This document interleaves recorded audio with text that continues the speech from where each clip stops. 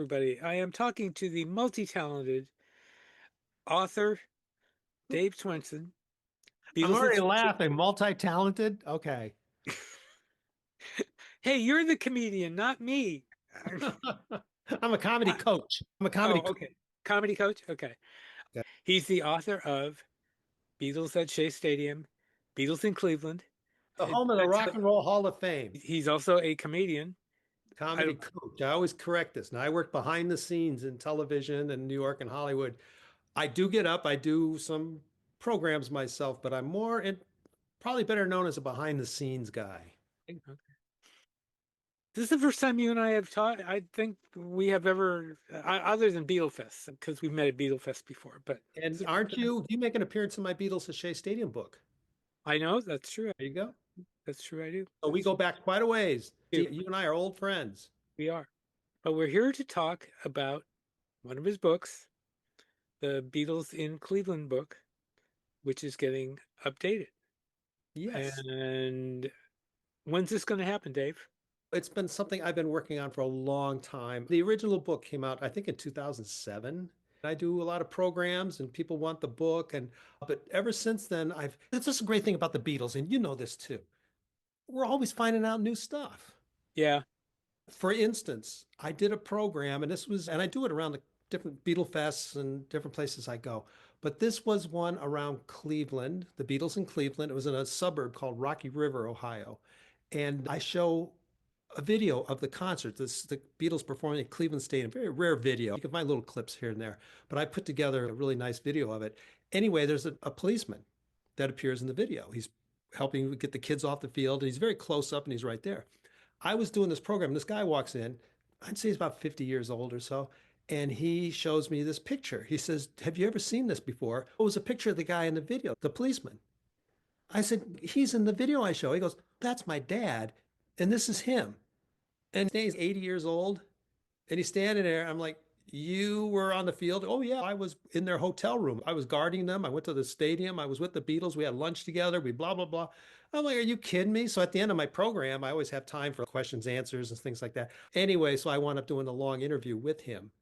And so I'm going to have his story in the updated book. Good. That's good. Actually, Really, big things like that. you're right about the whole thing. It never stops. No.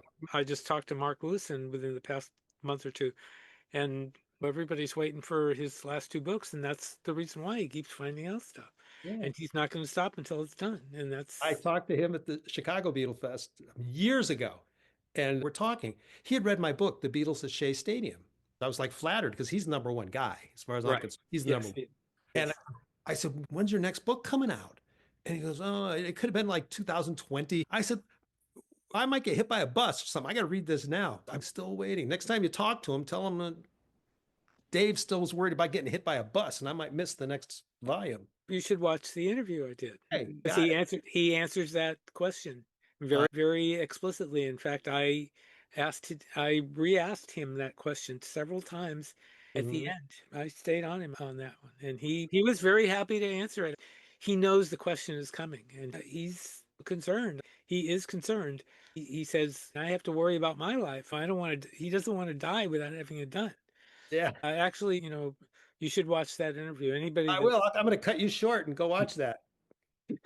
Anybody that hasn't seen the interview I did with Mark Lewis, and it's on YouTube. I will definitely watch that. Right. Cleveland was a very interesting situation. In fact, I had a couple of people that were at the show on my show a couple of shows ago because I was doing a whole Beatles live thing. Yes. How is it getting? Obviously, you're facing the same kind of problems, difficulties that other researchers into Beatles stuff are having now. Is years are going on, people are not remembering, people are are dying. How are you dealing with all this stuff? Fortunately, the Beatles, the original interviews and stuff were done, of course, with everyone still alive. My wife has told me, "You better not write any more books because these people, once you interview them, they're gone." But no, there's still some around, like we just mentioned, the girls you spoke with, and they have such great memories and great things like that. And it's something, like I said, the original book came out in 2007. So I wrote the Beatles at Shea Stadium a few years after that. But when I was doing my programs, I kept finding new people who would be at my programs. And I realized, for example, the opening group for the Beatles on the 1966 tour was the Remains. Mm. Okay. I interviewed Barry Tashian for the first book, and he's in there and all this great stuff. And then I wound up finding Bill Briggs, the keyboard player. Okay. And we did a long interview. He was real interesting, and I have his stuff in there, but he has since passed away. So I was fortunate to talk to him before that. And Chris Tash, who is the Chris we were talking about, who is in the new book, wrote a book-length memory Oh, it's paper excellent. It back is. then. She wrote it back then, and it's an amazing piece of work because she sent it to me, and I was like, "Wow!" Oh, yes. She All sent of it to me she too, and we talked, we back and forth messages so I can use it in the book. And so what's fascinating about it is she has times in there. At the time, this happened at 2 o'clock. This happened at 2:15. This kind of stuff. Oh yeah, it's that really put together because there were one of the biggest mysteries, and this happens, I think, everywhere the Beatles ever performed. All Mhm. the rumors. Oh, the Beatles snuck out. They snuck out of a hotel. They went to have dinner at somebody's house. Don't give me those stories. I know they did the 1964 at the Ed Sullivan Show. They had the guy's yacht. They went out on that. And I know they were in Arkansas playing cowboy during, but I don't. People have come up and told me this about Cleveland, and no, it's a No, no. And the fact is that these people I interviewed with their times and different things and sightings and all this stuff in there. So I devoted a whole chapter to that. And even I talked to the promoter, Norman Wayne, who has also passed away since. I asked him about it. I asked the promoter from the Pittsburgh concerts and all this stuff, and I got all their takes on it. So yeah, it's very helpful. So yeah, but Cleveland also had something unusual in that they stopped the show, both concerts. right? Yes. That's Because the fans just got too wild. when I first started writing this Cleveland book. Honestly, the whole thing started out as just for myself. I was there. I saw the Beatles at the Cleveland Stadium, 1966, and I always talked about what a great experience, brag about that. I was a kid, I was a 13-year-old kid talking about this forever. And one night I was writing reviews for newspapers too. And one night I thought I better write this down so I don't forget what I remember of this. And so I did. And as I kept researching, I started hearing from people. I put it on my website, my comedy website, thecomedybook.com. Hey, because I have reviews of comedians and some of the bands I was reviewing. Here's what I remember of the Beatles concert. And really, I started getting emails the very next day. People saying, hey, can you tell us more? This is really about the Beatles live. But then I started contacting or hearing from people who were there also. And then when I started researching, I realized stuff that happened in Cleveland didn't happen anywhere else. Both concerts in Cleveland were stopped after the third song. 1964 public auditorium, third song, boom, police were on stage, pushing the Beatles off stage. The kids were out of control. They were going to cancel that concert. They were walking out the back door and they were stopped and pulled back in because it's in the book, a couple DJs calmed the kids down. The Beatles came out and finished the show.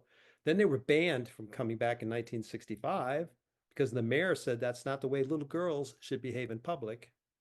So the Beatles were not allowed to go to Cleveland in 1965, the home of the Rock and Roll Hall of Fame, right? They're banned. And they finally came back in 1966 because they got canceled in Louisville. They're supposed to be down there. That got canceled. And so they worked it out to come back to Cleveland. And again, the show was stopped. The kids got up on the stage. They were grabbing their jackets and a drumstick right out of Ringo's hand. And they had to stop that concert or delay it. They brought it back out to finish. But yeah, another thing that's so different about it too, you always watch the videos, the famous the Shea Stadium concert or Candlestick Park. Nobody knew the Beatles were there until they were introduced. And then they come running out of the dugout and everybody screams and go, what they did in Cleveland before the show even started, they opened the left field gates. Wow. They got out of the car, they're waving all the kids like this. Kids are screaming, go out. Then they turn around, they walk over. There was a trailer behind the stage on second base. They went in the trailer. They were in there for all the opening acts. Every kid in the stadium knew where the Beatles were. And so anytime anyone peeked out of a curtain, it's been screaming and going wild and all this stuff. That didn't happen anywhere else. No. God. No. You said there was a film that you used in your I talk? when I started researching that book, it was really the first thing the internet was around, but I put it out there to Beatles fans. Some Beatles, yeah, I'm putting together Cleveland. Anybody have any memories or film or pictures? And people were sending me stuff. What I've done for both concerts, I don't have the complete concerts, but I've taken the highlights that were sent to me and I put it together. I can do 5, 6 minutes of each concert with still pictures and the videos, the kids running newsreels, that kind of stuff. I actually have video of the police stopping the concert at 1964 Public Hall, which is very rare. Hmm. And I always make sure when I show it in my programs, I tell everybody, I do it for schools, okay, libraries, things like that. And I tell everyone, I don't want to see anyone's cameras out. Phones, you can't, I'm not, you don't pictures. If you will, I will shut this off. But I've also done it for a lot of seniors, okay, the original OG fans. I just got back from Florida doing it a lot. There's a lot of us down there. And Hmm. I tell them, I say, all right, I'm looking at you guys right now. You don't know how to work your phones any better than me, but just keep it in your pocket. You can't film this. Uh, Once I was doing this program, I did it at the House of Blues in hmm. Cleveland. Okay. It was big. It was a big benefit show. They had me come in to do the Cleveland program I do. And I'm standing on this big stage, a House of Blues, the place is packed and everything. I'm looking way up in the balcony and a mezzanine up there, and I see a light. Somebody's filming me. Okay. And I'm showing this video, I'm showing this film on a big screen. So as soon as I got off stage, I went to security. I said, there's someone up there. They know they're not allowed to do this. And we went up there and we found it was a girl and she'd been filming it. And the security guys, and it was a camera, but they made her erase it. Ooh, And wow.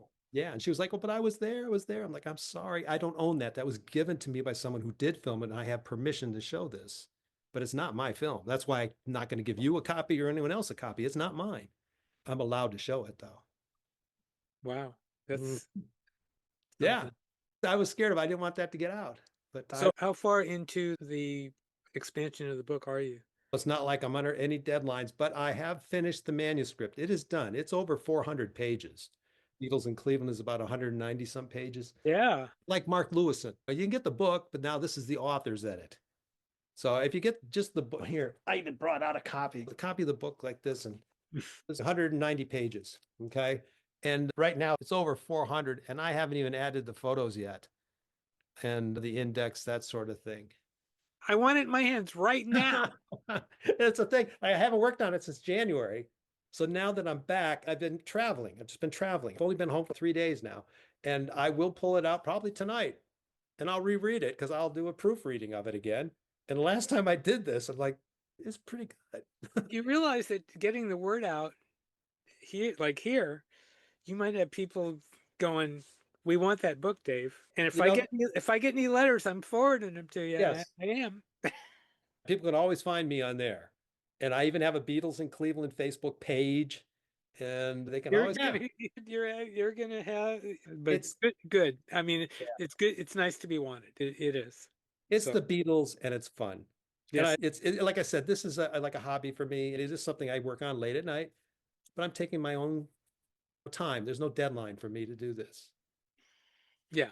This whole you keep hearing this talking to researchers, to people involved with history, Beatle history.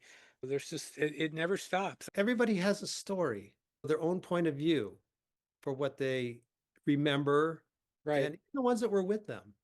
It's so much fun. Like I said, the ones I interviewed people that toured with them. Bobby Hebb had the #1 song that summer, Hmm. 1966, Sunny. Now he's no longer with us, but I interviewed him for the first edition of the book, and his memory is a little bit different than some of the other memories. And even the fans, they remember seeing things and hearing things are different and all this. And I put it all in there because a lot of it you can't prove anymore. Yeah. They did not do a soundboard of either of those Cleveland shows, correct? No, especially 1964, nothing like that.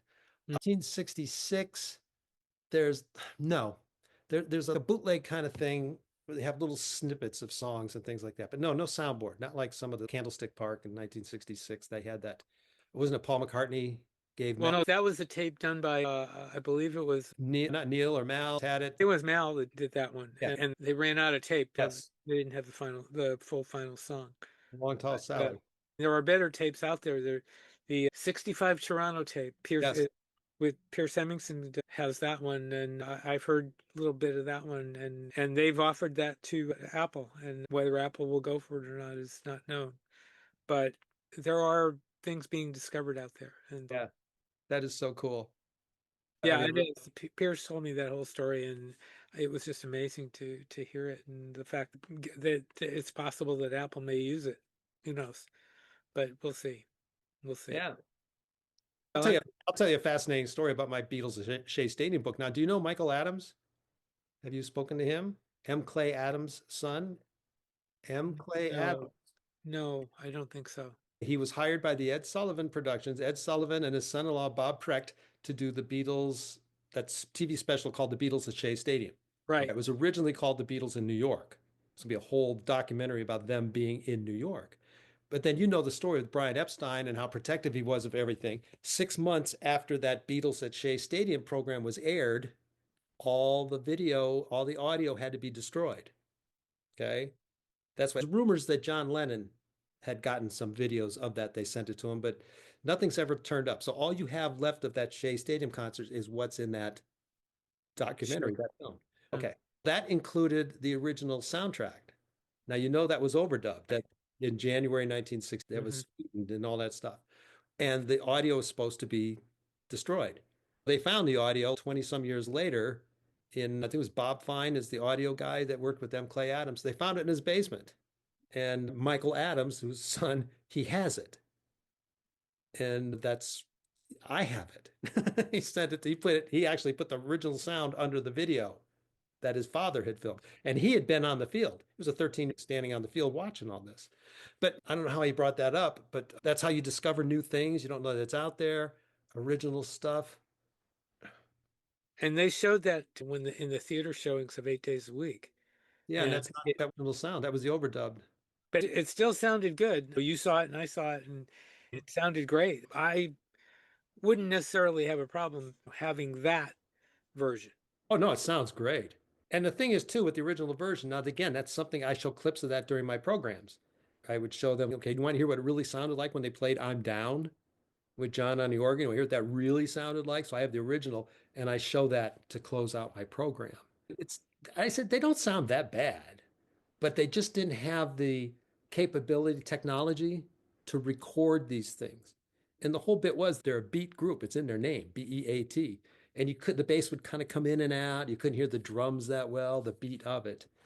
But yeah, it's other stuff that keeps coming out.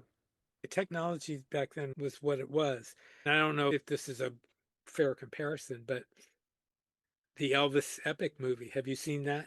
I'm dying to see that. I'm a big The Elvis. sound on that is tremendous, and Yeah, that's early 60s too. And yeah, what they did with that was just crazy. yeah. It's tremendous. Even the new Beatles stuff, they get back and what they redid the anthology. And I just recently watched that stuff because I don't get that channel. So I had to wait for my son to come home and he gets it. I'm like, hey, plug it into my TV. I can watch this. So really within the last month, I watched all those again. I'd seen them originally. But yeah, the sound is just great what they can do. I hope they're planning on putting that thing out for public consumption for everybody to see it. Streaming seems to rule today, but I hope they put that thing out because the bootleggers have already done it, but we get to see that. Yeah. And properly mixed and everything else. It would just be, yeah, the new technology. Yeah, and I know because I've been in some of the groups in on Facebook about the Elvis movie. They're just dying for the DVD of that thing. Although it's streaming now. You can buy it streaming. There's no extras, and I'm told there won't be. Oh, that's wild. That's one of my bragging rights too. I saw Elvis when he was still skinny. Did you? Yes. Where did you see him? I saw him at Cleveland Public Auditorium. Same What place the year? Beatles What played. And year? I saw him in 1971. So you saw him around the same time he was going to Vegas. He did the Vegas comeback, what, in 1969? And then he did some, and Right. I was a diehard, oh my God, Elvis fan. And so I saw him and I said, yeah, he was still the thin Elvis. I thought about this today too. I mean, again, I'm on different subjects, but I just finished reading a book. I think Bob Spitz wrote this book on Led Zeppelin. And I Yeah, just finished, okay, during my walks, I'm listening to audiobooks. And so now of I course, am too. okay, so We I have both to are. listen to Led Zeppelin. So today I'm here listening. I got Zeppelin going all the time. And I remember it was public auditorium in Cleveland. I see all the concerts. I saw everybody there. But I saw Elvis and I also saw Led Zeppelin there. And I Hmm. also remember Elvis's voice just filled. He came out and was like, wow. And the same thing with Robert Plant. Wow. Just overpowering. that kind of stuff. Anyway, I thought I'd bring that. Yeah, Plant's voice was tremendous back Mhm. then. But I will throw into the worst concert I've ever seen in my life was Led Zeppelin. No kidding. Oh, they were horrible. Really? I Come on. didn't need a half Are hour you putting drums. me? I'm not. It was the worst concert. I've gone on record for that. It's on my website. I've put places like that. I mean, I saw everybody. I saw everybody you could really see. The Who, the Beatles, the Rolling Stones, all these people. Oh God, Led Zeppelin was awful. Just yeah. Zeppelin was a big disappointment. And there was kind of stuff behind it. John Paul Jones' father had passed away during this tour, so the Cleveland show was supposed to start at 8 o'clock, and they're supposed to play 3 hours. They started at 4 o'clock, and they only played like an hour and a half or something. Everybody's booing, and Mm. they tried to do it was Led Zeppelin 3, which I loved. I like that album. They're trying to do too much acoustic stuff. And again, I don't need a John Bonham drum solo for half an hour. And I don't need Jimmy Page doing all this violin stuff on. Come on, give me a show. So yeah, that's my review. Led Zeppelin. I did see some great shows because we used to go to Winterland in San Francisco, Oh, where awesome. they ended up having the last waltz, which I Yeah. didn't go to. It's fun to remember and to see old printouts and advertisements from those days. Some of the Uh-huh. bills that they used to have then. It was crazy. I Oh mean, yeah. You see those once in a while on Facebook. Here's the lineup for this summer at such and such a place, and you look like, man, it's everybody I'd ever want to see, yep, just one after another. Yeah, those yeah. were great. I got to see a lot of those bands when I was like a teenager and early 20s, and saw the Who destroy all their instruments on stage. I never saw the Who destroy their instruments. However, I was at the Cow Palace concert when Keith Moon passed out. Oh, they brought up the extra drummer for the They guy. put up the extra drummer. We were fairly close to the stage, but it wasn't me because the guy is dead. But Yeah. I remember hearing, I don't, in fact, I'm not sure if I remember hearing Townsend ask for somebody, but I do remember them saying that he was not doing well. I got Yeah. one more story along these lines. In Cleveland, they were going to go see, it was a big Christmas concert. They used to line up all these different bands. And the headliner was supposed to be Mountain. Remember Mississippi Yep. Queen? Leslie West. Yep. Uh, Mountain was supposed to be. Anyway, they made this announcement. Mountain was snowed in Pittsburgh. They weren't able to get out. Everybody's all this stuff that says, but we have someone else for you to fill the spot or whatever. Ladies and gentlemen, Little Richard. Are you joking me? I'd rather see Little Richard than Mountain. I mean, my God, he was wild. It was one of the greatest Was shows. he really? He was standing on top of the piano. He was taking his clothes off. He was singing. He did the full Little Richard thing, and we just were, that's right up there. That was great. I never saw Little Richard. However, one of my favorite acts, and I saw him, I don't remember how many times, was Jerry Lee. Oh, I would love that. And my great story about Jerry Lee is we went to see him one night. My friend at the newspaper was reviewing him, so we all had good seats. We were right up front. And I actually sat in the very front row because this is the one time I have a chance, I'm going to do it. And it was clear during the whole show that he did not like the piano. He hated it. You could tell. He kept grumbling all night. He kept pointing at the keys. We could tell he wasn't happy. He sounded okay to me, but Yeah. I don't know what the problem was. So before the last number, he had a bottle sitting next to him on the table next to the piano. Before the last number, he gets up, picks up the bottle, and goes like this, like he's going to hit the piano. The thing is, if he had hit the keys, the glass would have hit me. Fortunately, he didn't do that. That was a little scary. That was Okay. he Sounds. did shake my hand after the show, so that was good. But yeah, I'm still to this day I'm a very big Jerry Lee fan. I love Jerry Lee. I put my arm around Chuck Berry once and he did not punch me. I saw Chuck Berry too, and I saw Chuck play a show with a bunch of locals, and he sounded really good. I was surprised. That's how he used to do. He would show up with his guitar and he'd have a local band. And I saw him in college and he invited a bunch of, he was going like this, waving people. I was in the front row, come up on stage to dance. I grabbed the hand of a girl next to me, I grabbed her, said, let's go. We ran up on stage and we're dancing to Chuck Berry.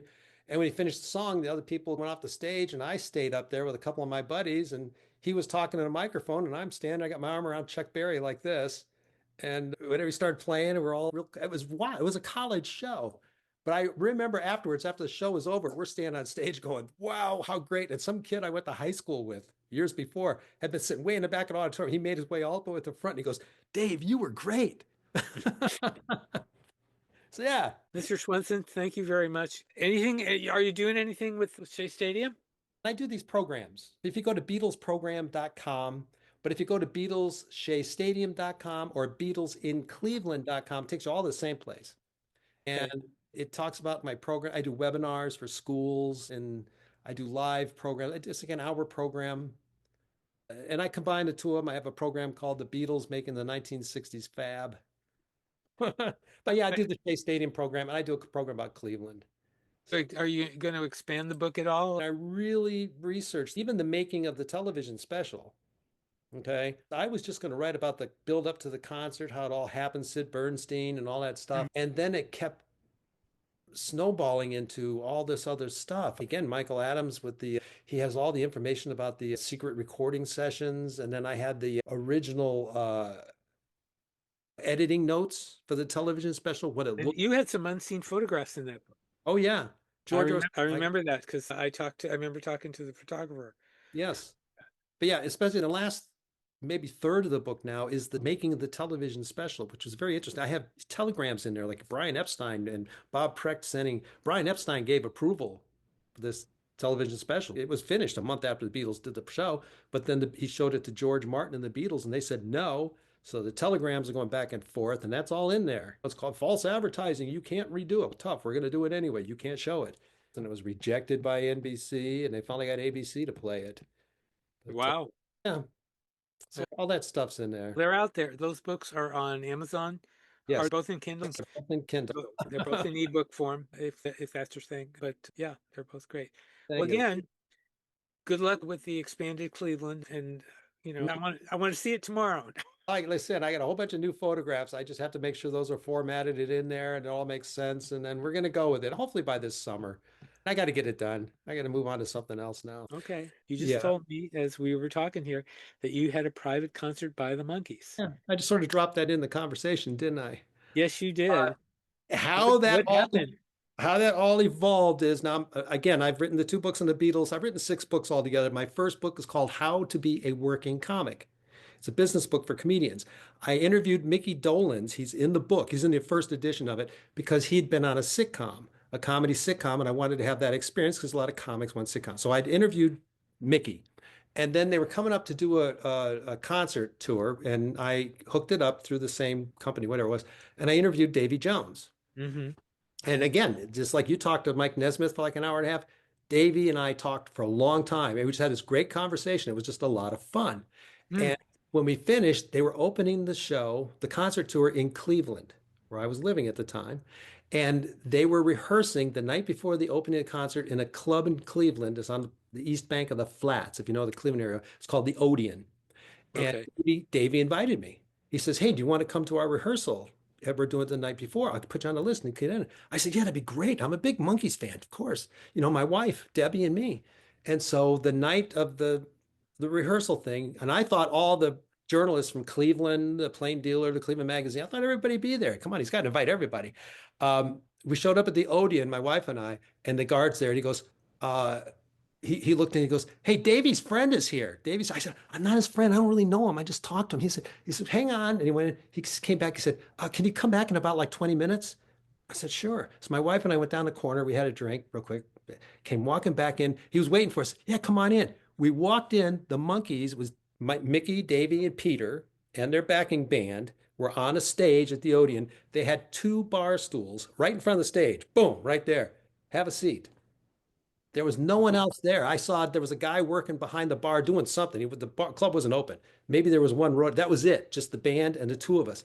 And we sat there and they played all these Monkees hits. And they were playing right to us. I mean, like looking at us playing these songs. It got to the point where it was like uncomfortable. And so my wife Debbie and I were like, okay, they're playing us. We took our bar stools and we pulled them all the way in the back of the club. So we're sitting back there. So we're like not right in front. We were like 5 feet in front of these guys. We're sitting way back there. We'll watch this.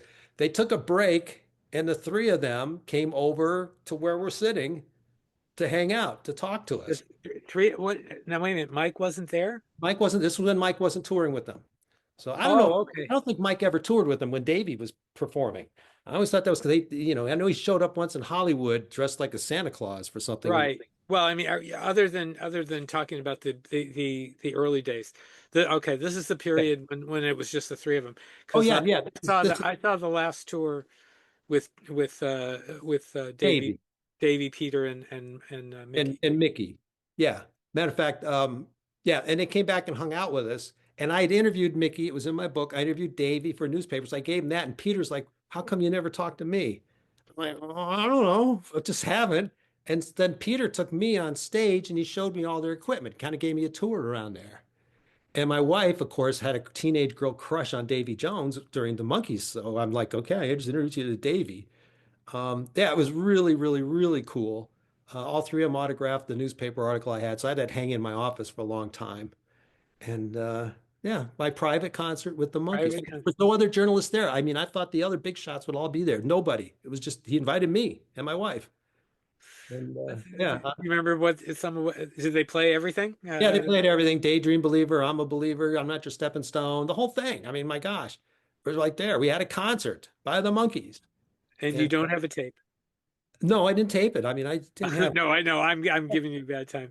I'm yeah. just saying But you don't have a tape of it, unfortunately. Too bad. but I do have for then the concert part that we went to, and we went backstage. We had backstage passes after that too. And we took my son Paul.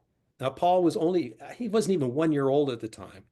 And my son Paul he's been on Broadway. He starred in the Book of Mormon. He's done all this stuff. I'm a showbiz dad. Okay. So I had him Okay. backstage with him. So I have a picture, I have a couple pictures of Paul being 1 year old. I'm holding in my arm. My wife Debbie's holding him. And like one of them, Mickey's standing with us and he's got a Beck's beer. And my little son is reaching over for the Beck's beer like this. So I have that picture. Oh, And wow. then I got a picture of the three of us with Davy standing there. So I tell everyone, yeah, they go, with my son Paul, what's his first concert? Here's the picture. He's hanging out backstage with the Monkees. So Wow. That's a great story.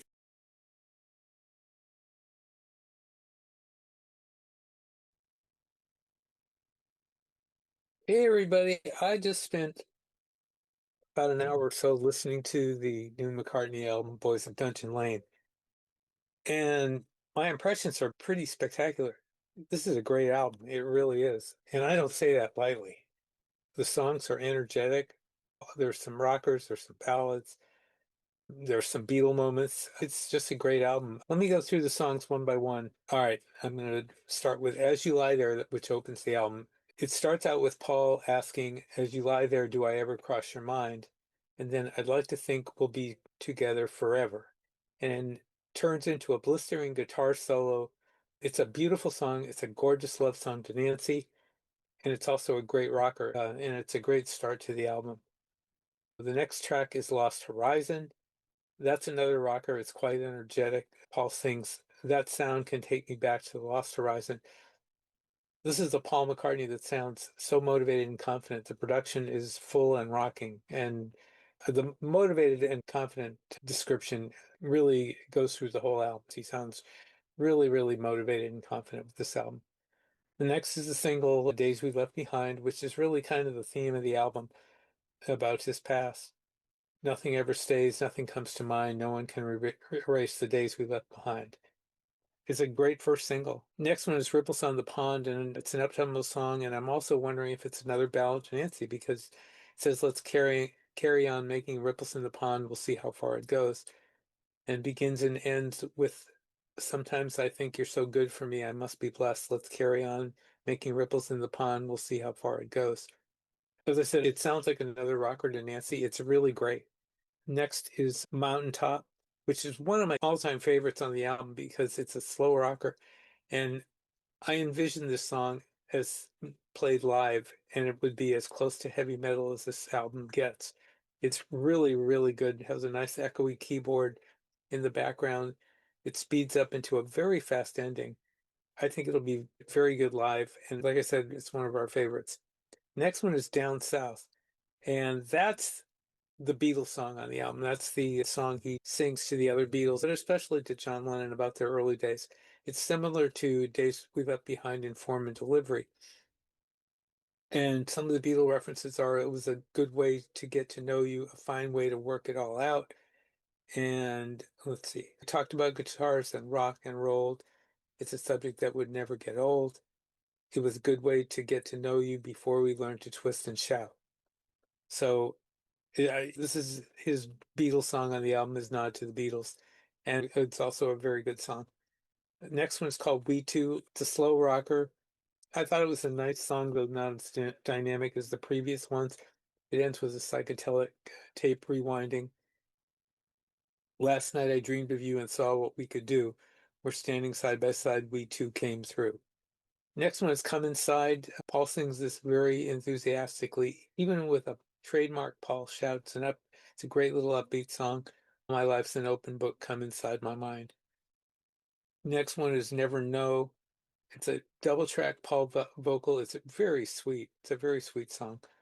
Flutes come in several times, and at one point, the flute leads to a strong guitar riff, and it ends very sweetly and solidly. Next is the second single, Home to Us. It's the duet with Ringo. Ringo has a very strong presence in the song, as you know, and it sounds to me like there's a traveling Wilburys type chorus in there. It's a contrast to Ringo doing the country songs as he does on his recent album, and it shows that he can still rock. Hopefully, he gets back to doing that in the future because he really sounds good on rocking songs. But one thing I wonder is this song may also be more for Ringo than for Paul because people in Liverpool still haven't forgotten the comments he made years ago about Liverpool, and they didn't sit well with them, as Spencer Lee and I discussed in the recent podcast, which you should go back and listen to. I'm wondering if really this is an effort to get in better stead with the people of Liverpool. I don't know, but the fact that Ringo is on it, I think, says a lot. Next is Life Can Be Hard. It's a nice, upbeat, sweet bopping chorus with an air of the 1940s because it has strings in one part and a clarinet in the other. Life can be hard, but that's when we start to put it back together again. First Star of the Right follows at the beginning of the track says it's raining in Costa Rica, and that doesn't, there's nothing in the rest of the song that really goes with that. So why he did that, I don't know. It's an upbeat double track vocal, and it's very nice. It's a good timey song. This is really what it is. Salesman Saint is an acoustic ballad with synthesized instrumentation added with spoken double track vocals on parts of the song by Paul. It's a ballad that is an ode to growing up in Liverpool. My father was a salesman. My mother was a saint. Work every God-given minute to make enough to pay the rent. And the last song is called Mama Gets By. It's a love ballad. It's slow but emotional with both the song and the acoustic guitar. She loves him with all her heart and soul, all her heart and soul. Mama Gets By, Papa Gets High, Mama Gets By, the album concludes. The production is very sharp throughout the album. It's very well done. The lyrics, Paul has a tendency sometimes to get real spacey with his meanings and say things that don't make a lot of sense. Uncle Albert and Admiral Halsey, for example. But the lyrics here don't have a lot of that. They're all very well grounded, and I think that makes the album a little better myself.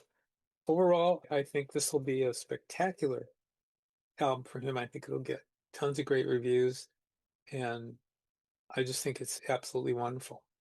This is a real classic. Not all of his albums have been classic, in my opinion. Some of his recent stuff has not been, but this is overwhelming. It really is. It's a great album, and you will love it. Until next time, this is Steve Marinucci saying, be seeing you.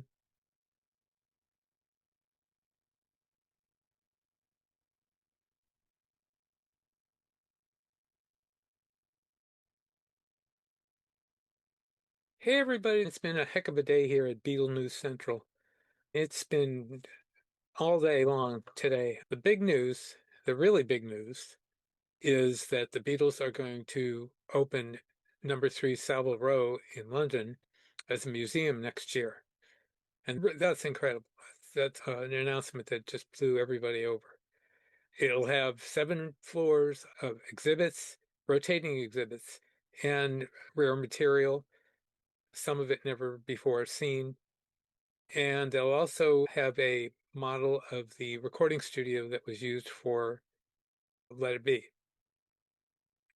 Paul and Ringo both commented with the announcement, Paul said, "It was such a trip to get back to 3 Savile Row recently and have a look around. There are so many memories within the walls, not to mention the rooftop. The team have put together some really im impressive plans, and I'm excited for people to see it when it's ready." Nobody reported that they saw Paul. And Ringo had a much shorter announcement saying, "Wow, it's like coming home." And in a statement, Apple Corps CEO Tom Green said, "We're thrilled to bring back Apple Corps back to its spiritual home and give the Beatle fans something truly special. Every single day, fans are taking pictures of the outside of 3 Savile Row, but next year they can go in and explore all 7 floors of the iconic building, including the roof, where even the railings remain the same from that famous day in 1969. If you go to my Substack page, it's stevemarinucci.substack.com. I have some photos from Let It Be, and a photo that Dave Schwensen sent me of him outside the building. Probably the best part. There's about a clip from Let It Be that is absolutely incredible in quality. I kid you not. So it's worth it just to see that, I think. But anyway, that's number one. Okay. Number two, for the 60th anniversary of the Beatles Candlestick Park Concert Chronicle books will release The Beatles by Jim Marshall live at Candlestick Park 1966, featuring over 150 of Jim Marshall's photos from the event, about half never before published. Marshall was an incredible photographer. He photographed the scene that I'm sure you've all seen of the Beatles walking onto the field, but he also did a lot more, and we'll get to see that in the book. The Beatles by Jim Marshall presents these photographs at large scale and in the rich, high contrast tones Marshall preferred. In addition to the Candlestick concert photos, the book includes Jim Marshall's photos of the Beatles arriving at San Francisco Airport, their opening act, the Ronettes, and their show at the San Francisco Cow Palace the previous year. It says here too are Marshall's own marked up proof sheets showing how he selected his iconic shots, as well as an in-depth essay by music historian Joel Selvin. The price on the book is $40. And even more Beatle news. We told you in a previous show about Chris O'Dell's upcoming podcast called Abbey Road to Tulsa Time. It begins next Tuesday, the 19th, and it'll feature Patty Boyd. And there's one piece of really sad news. Jack Douglas, who produced the John and Yoko Double Fantasy album and also produced albums for Cheap Trick, Aerosmith, Patti Smith, and tons of other people, died Monday at the age of 80. His daughter told Rolling Stone that he had died from complications of lymphoma. Our condolences to the family. He did some wonderful work. Well, it's time to go. We'll be back soon with another show that you will enjoy. You can contact me at BeatlesNewsBriefs@gmail.com. If you're on Facebook, join our Beatles News and Information page where I post stuff all the time. I have an update, by the way, on the Beatles Jim Marshall book will be out June 2nd. We look forward to seeing you next time. If you liked what we did today, please subscribe. It would help us an awful lot if you did. And tell your friends about us and tell them to subscribe. Anyway, this is Steve Marinucci saying, be seeing you.